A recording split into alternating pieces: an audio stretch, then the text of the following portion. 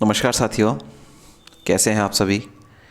साथियों, ईएमआरएस के जो स्टूडेंट्स हैं वो काफ़ी असमंजस में हैं और लगातार मैं उनके लिए जो चीज़ें हैं वो लेकर आ रहा हूँ, वीडियोज़ उनके लिए लगातार लेकर आ रहा हूँ। आप भी कहेंगे कि सर वीडियोज़ आप बार बार ईएमआरएस पर बना रहे हैं। तो साथियों, विद्यार्थी इतने ईएमआरएस से जुड़ चुके हैं हमारे साथ, ताकि इतनी सारी चीज़ें हमें पता चल रहा है, तो उसके लिए वीडियोज़ निश्चित रूप से बनानी पड़ रही है। आप भी अगर ईएमआरएस के विद्यार्थी हैं तो इस चैनल से सब्सक्राइब करके जुड़ सकते हैं। विद्यार्थियों के जो कमेंट्स बॉक्स में जो कमेंट्स प्राप्त होते हैं उसमें एक बड़ा सवाल ये आ रहा है कि एक तो सबसे पहले मैं आपको बता दूं किस किस विषय पर अपन चर्चा करने वाले हैं। एक तो आपके रिजल्ट अपडेट की चर्चा करने वाले हैं, क्वेश्चंस पर अपन चर्चा करने वाले हैं, आंसर की पर जो चैलेंजेज हैं उन पर चर्चा करने वाले हैं, साथ में एग्जाम पर कितनी धांधली हुई है उस पर चर्चा करने वाले हैं। संपूर्ण जो प्रक्रिया है आपकी कब तक समाप्त होनी है, पूरी वो प्रक्रिया ईएमआरएस की वो कब तक है, इस पर आप चर्चा करने वाले हैं।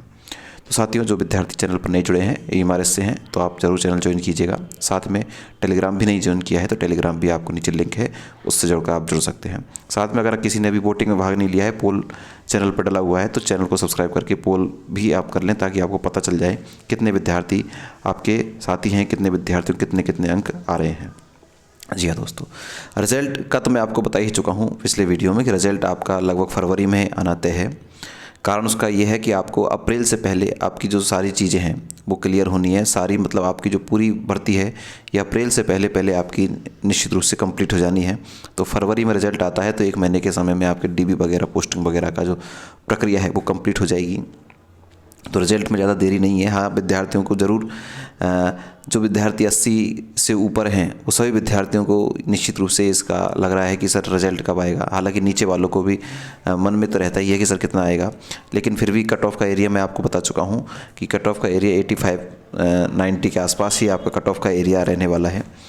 लेकिन कुछ विद्यार्थियों का बार बार ये प्रश्न आ रहा है, क्योंकि मैंने भी पोल कराया था, उसमें मैंने देखा था कुछ विद्यार्थियों के अंक 100+ भी आ रहे हैं। तो ऐसे विद्यार्थियों के अंकों को देखकर जो विद्यार्थी 90 बिलो हैं या 90+ 95 के आसपास हैं, और कुछ विद्यार्थियों को जब उन्होंने देखा वोटिंग में कि 100+ अंक आ रहे हैं, किसी 105 आ रहे हैं, किसी 107 आ रहे हैं, 115 तक के अंक के विद्यार्थी वाले हैं, तो ऐसे विद्यार्थियों को देखकर बच्चे डिमोटिवेट हो रहे हैं कि सर हमारा क्या होगा, बच्चों के इतने नंबर आ रहे हैं। तो इसीलिए मैंने ये आपके सामने आया हूँ। साथियों, आप ये मानिए कि आपके पास वैकेंसी थी 10,000+ वैकेंसी थी, उसमें आपके अलग अलग पोस्ट डिवाइडेशन थी। उसमें क्या कितने विद्यार्थियों, क्या सभी विद्यार्थियों के 100+ आ रहे हैं? साथियों, कुछ ही विद्यार्थी ऐसे हैं, जिससे 2-3 विद्यार्थियों को मैं भी जानता हूँ, कुछ ही विद्यार्थी ऐसे हैं, कॉमर्स वाले जो विद्यार्थी उनमें थोड़ा सा उन्होंने किया भी है। कुछ विद्यार्थी ऐसे हैं जिन्होंने ही 100+ अंक अर्जित किए हैं। बाकी तो लगभग कोई 70 है, कोई 75 है, 80 है, 90+ है, ऐसे विद्यार्थी ही ज़्यादा है। 90+ वाले विद्यार्थी कम है, 100+ वाले विद्यार्थी कम है। हाँ, 80+ वाले विद्यार्थी ज़रूर हैं। तो आप ये कुछ विद्यार्थियों के नंबरों को देखकर, अंकों को देखकर कि इनके 100+ आए हैं, हमारे तो इतने कम आ रहे हैं, अपने आप को डिमोटिव नहीं करें, अपने आप पर विश्वास रखें। भाई ये मेरिट भी तो होती है, मेरिट में हो सकता है टॉप 100 वालों जो 100+ वाले हैं वो आएंगे। क्या सभी के 100+ हैं? लेकिन सिलेक्शन तो उनका भी होना है, सीटें तो सारी भरनी है। तो आप ये न सोचें कि 100+ नंबर आ रहे हैं विद्यार्थियों के तो हमारा तो सिलेक्शन नहीं होगा। सिलेक्शन होगा, आप ही का होगा सिलेक्शन। 100+ वाले निश्चित रूप से टॉप मेरिट में आने हैं।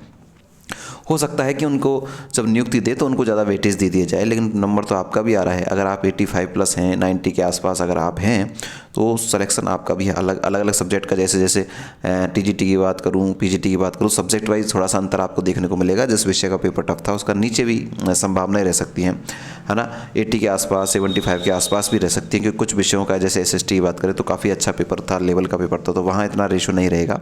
तो आप इन चीज़ों को देखकर अपने आप में ये नहीं कि हम तो बाहर हो गए। आप एक बार वोटिंग में भाग तो लीजिए। वहाँ आप देखोगे, चैनल अगर आपसे सब्सक्राइब नहीं किया है तो आप चैनल सब्सक्राइब करके कम्युनिटी सेक्शन में जाइए। वहाँ पर आपने कम्युनिटी सेक्शन में जाकर वोटिंग है, वहाँ पर मैंने अलग अलग विषयों की, अलग अलग पोस्ट की मैंने जो है पोल डाला हुआ है। वहाँ पर आप देखिए कि 70 से 80 अंक वाले विद्यार्थियों का रेशो ज़्यादा है, 80+ वाले विद्यार्थियों का रेशो कम है, 90+ वालों का और भी कम है, और 100+ वालों का भी कम है। तो आप उसको जाएंगे तो आपको वास्तविकता पता चलेगा। इधर उधर की बातों को सुनकर आप अपने आप को हतोत्साहित न करें, आप अपने आप पर विश्वास रखें।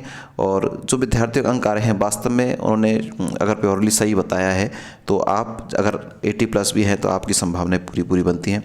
फिर भी एक बात और मैं आपसे कहना चाहूँगा भाई सारी चीज़ों का मकसद केवल ये ही नहीं कि व्यूज़ हमारे बढ़ जाएं। मैं आपको सार्थकता बताता हूँ, वर्तमान जो सत्य है वो बता देता हूँ कि चाहे आपके नंबर 70 प्लस हैं, चाहे 75 है, 80 प्लस है, 90 प्लस है, 100 प्लस हैं, फिर भी आपको ये नहीं करना है कि अब ये जब तक ये वैकेंसी नहीं होगी तब तक हम तैयारी नहीं करेंगे। तैयारी आपको छोड़नी नहीं है। कुछ विद्यार्थी हैं जो DSSB की तैयारी में लग चुके हैं। अगर आप नहीं लगे हैं तो ये आपकी सबसे बड़ी गलती है, क्योंकि आपने जो तैयारी की है वही पैटर्न वहाँ पर आने वाला है, वही सब्जेक्ट आपकी वहाँ पर आनी है, वही जो आपका फर्स्ट पेपर है वही वहाँ पर आने वाला है। तो आप क्यों इस उलझन में उलझे हुए हो? जो आपको करना था आपने अपने एग्ज़ाम में किया, आपने OMR में कर चुके हो। अब वो चीज़ें हैं और रिज़ल्ट आपके सामने आना है, तो रिज़ल्ट का वेट निश्चित रूप से रहता है। लेकिन फिर भी इस चीज़ों को लेकर बैठें कि हमारे अंक इसमें कम आए हैं तो आगे भी हमारे कम ही आएंगे, ऐसे विद्यार्थी बिल्कुल तैयारी को प्रारंभ कर दें। ये सोच बिल्कुल मन से निकाल दें कि हमारा सिलेक्शन नहीं होगा, इस एग्ज़ाम में नहीं तो अगले एग्ज़ाम में होगा। अगर आपने लगातार साल भर भी तैयारी की तो आपका सिलेक्शन कोई नहीं रोक सकता। इसलिए ऐसे विद्यार्थी जो इसमें स्कोर नहीं कर पाए हैं किन्हीं कारणों से, तो वो आगे की एग्ज़ाम की तैयारी करें। मैं तो उनसे भी कहूँगा जो 100 प्लस वाले विद्यार्थी हैं उनको भी समय नहीं ख़राब करना चाहिए, उनको भी आगे की तैयारी कर लेनी चाहिए ताकि वहाँ पर भी आपका जो मौका है आपको बन सके। तो अपने आप पर सबसे मजबूती से विश्वास रखें, अपने आप पर, अपनी बुक्स पर, अपने जो नोट्स हैं उन पर विश्वास रखें। ये सारी चीज़ें चलती रहेंगी। कट ऑफ का जो है एक ना एक दिन आप उस कट ऑफ के अंदर आने हैं। उन विद्यार्थियों के लिए जो पिछड़ चुके हैं, क्या लैंग्वेज में क्वालिफाई किया है नहीं किया है, कट ऑफ के बारे में बता चुका, कट ऑफ कितना क्या रेसो रह रहा है आज ही बता रहा हूँ, फिर इससे पहले वीडियो में बता चुका, आपने वहाँ देख लिया होगा। साथ में टेलीग्राम आप ज़रूर ज्वाइन कीजिएगा, वहाँ पर मैं आपको सारी अपडेट वहाँ देखता रहता हूँ। आपको नीचे डिस्क्रिप्शन में लिंक ज़रूर मिलेगी।